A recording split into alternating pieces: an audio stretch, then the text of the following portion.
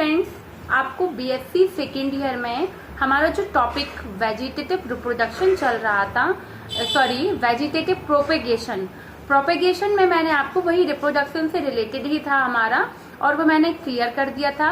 आज हमें उसमें रोपण या कलम द्वारा कायिक प्रवर्धन आपको बताना है।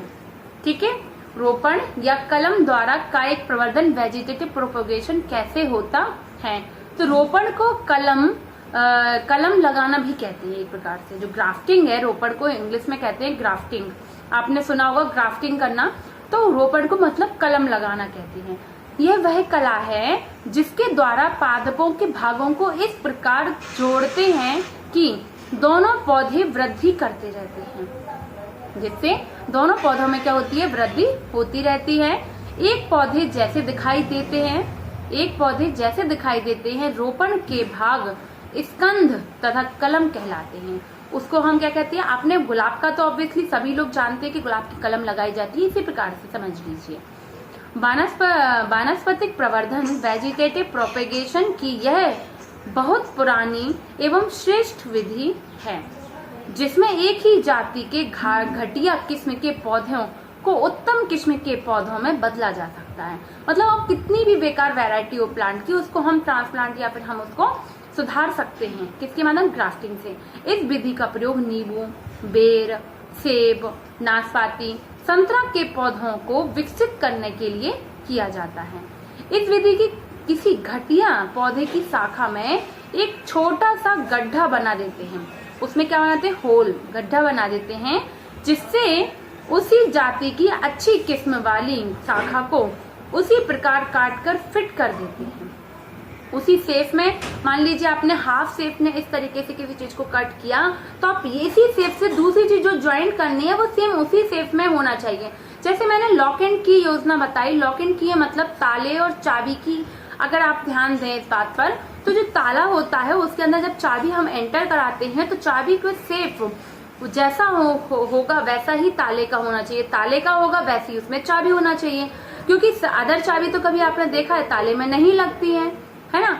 तो इसी प्रकार हमें, मतलब जिस प्रकार से हम जिस पौधे में हमें उसमें रोपण करना है उसको इस प्रकार से काटे हैं, जिस भी प्रकार से आप चाहे राउंडेड, सर्किल, जिस भी शेप में आप कटिंग करेंगे, लेकिन जिस प्लांट को हमें उसमें ट्रांसप्लांट कराना है उसके शेप में भी सेम वही आकृति से उसको कटना चाहिए। इतनी सी बात है बस। ठीक है, और इसके पश्चात जोड़ वाले स्थान को मिट्टी द्वारा लेप करके टाट से बांध देते हैं। ठीक है, अच्छी किस्म वाला पौधा जिसे घटिया किस्म वाले पौधे पर लगाया जाता है, ठीक है, घटिया किस्म वाले पर अच्छे वाले को लगा दिया, कलम कहलाता है। ठीक है, और जिस पौधे पर यह कलम लगाई जाती है उसके स्कंद कहते हैं। क्या कहते हैं उसे, स्कंद कहते हैं। इसके पश्चात लगभग 4 से 5 सप्ताह बाद स्कंद के शेष भाग को छोड़ जोड़ वाले भाग से काटकर पृथक कर दिया जाता है। शेष भाग वाले भाग को यहाँ से पृथक कर दिया जाता है। अतः इस प्रकार प्राप्त पौधे की जड़ें तो घटिया किस्म के स्कंद की होती हैं, क्योंकि जड़ें तो वही है जो नेचुरल पुराने पौधे की थी, घटिया किस्म की, लेकिन जो प्ररोह है, जो तना, जो नया बन गया तना, फल फूल आदि अच्छी किस्म की कलम की होती हैं। अतः इस विधि द्वारा हम अपनी इच्छा अनुसार एक ही पौधे के स्कंद पर अनेक रंग के गुलाब, बोगनविलिया के पुष्प लगा सकते हैं। यही नहीं, एक ही पौधे पर तरह तरह के नींबू, नारंगी आदि भी लगा सकते हैं। ठीक है, तो आई होप को क्लियर है, आपको समझ में आ रहा होगा। कलम लगाने की सभी विधियों का सिद्धांत एक ही है। रोपण में कलम तथा स्कंद दोनों से ही कैलस बनता है। कलम और स्कंद दोनों से ही क्या बनता है, कैलस तैयार होता है, जिसका उद्गम कैम्बियम स्तर से होता है। किससे होता है उद्गम, कैम्बियम स्तर से होता है। अतः रोपण करते समय यह विशेष रूप से ध्यान में रखना चाहिए कि यह कैम्बियम किसी भी प्रकार से क्षतिग्रस्त ना हो। क्यों ना हो, ये भी आप ध्यान से सुन लीजिए, क्योंकि कैम्बियम ही एक ऐसी चीज सेल्स होती हैं जिनके माध्यम से प्लांट में सेकेंडरी ग्रोथ होती है, द्वितीयक वृद्धि होती है। और अगर कैम्बियम ना होगा और कैम्बियम को क्षति हो जाएगी उसकी कोशिकाओं को, तो उसमें सेकेंडरी ग्रोथ के लिए कैसे सेकेंडरी ग्रोथ होगी, उसमें जाइलम और फ्लोएम का होना भी तो आवश्यक है। और अगर मान लीजिए थोड़ा भी क्योंकि कैम्बियम नहीं होगा तो कैसे उसमें सेकेंडरी ग्रोथ से सेकेंडरी जाइलम सेकेंडरी फ्लोएम नहीं बनेगा और उसकी ग्रोथ नहीं हो पाएगी। इसीलिए कैम्बियम को कोई क्षति ना हो, इस बात का ध्यान रखें। अतः रोपण करते समय यह विशेष रूप से ध्यान रखें कि कैम्बियम को क्षति ना हो और रोपण में सफलता प्राप्त हो जाए। अगर कैम्बियम में प्रॉब्लम हो गई या कैम्बियम कट हो जाता है तो सफलता प्राप्त नहीं होती है। अब हम बात करते हैं ग्राफ्ट के स्कंद तथा कलम एक दूसरे के समीप इस प्रकार से होते हैं कि ये दोनों आपस में पूर्णतः जुड़कर एक साथ साथ वृद्धि करना प्रारंभ कर देते हैं। एक साथ साथ वृद्धि करना प्रारंभ कर देते हैं। क्लेफ्ट ग्राफ्ट यूनियन के निर्माण में निम्न पद महत्वपूर्ण पद होते हैं।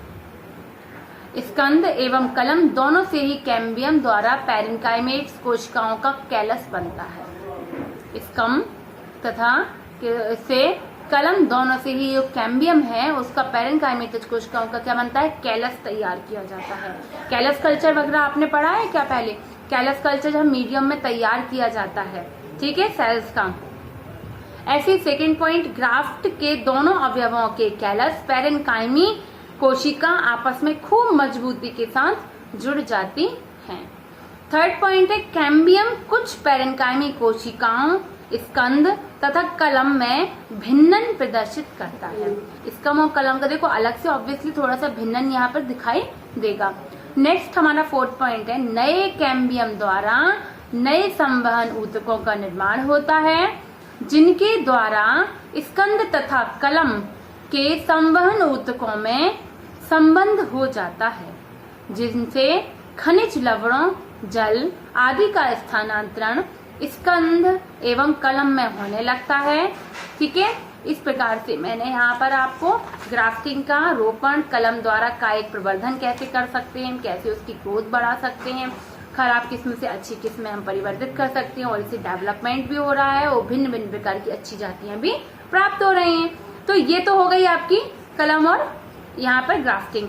अब हम रोपण की कुछ विधियां हैं जो हम पढ़ेंगे, जैसे कि इसकी विधियों की मैं पॉइंट्स बता रही हूँ, संबंधन, भिन्न रोपण, जिंघाकरण रोपण, काठी। तो ये मैं विधियां आपको बहुत डिटेल में अच्छे से बताऊंगी नेक्स्ट वीडियो में।